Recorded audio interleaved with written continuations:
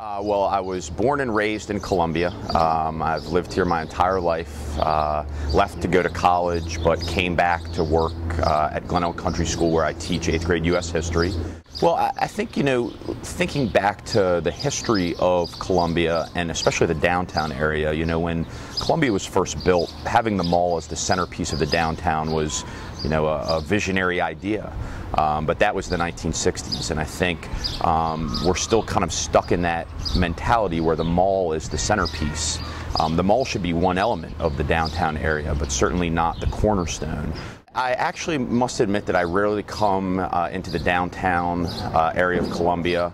I'm actually about equidistant from downtown Columbia and Old Ellicott City, and in fact I find that my family and I tend to go to Old Ellicott City more than we come to the downtown area, simply because it just has more to offer us in terms of a pedestrian environment and restaurants that we enjoy, shopping. There's a train museum that my son loves, so we can really make a day out of a trip to Old Ellicott City.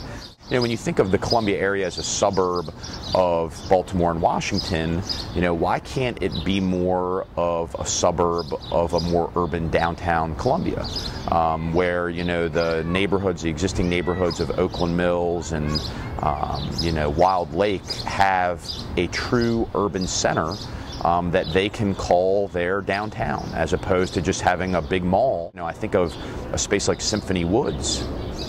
I've been there twice in my entire life, and it's wine in the woods. That's what brings me to Symphony Woods. And I think there are a lot of families and a lot of young professionals in the area that feel the same way, that we have this magnificent infrastructure, and we have this beautiful, beautiful environment that is completely inaccessible and completely underused, and with some wise changes could really benefit our community. And I think it's time to really act, instead of continuing conversation about what could be, what we could make the downtown area. I think it's time to actually put that talk into action. I think that we need to hear all the voices and listen to concerns and listen to all of the ideas, but in the end, the worst thing we can do is to do nothing.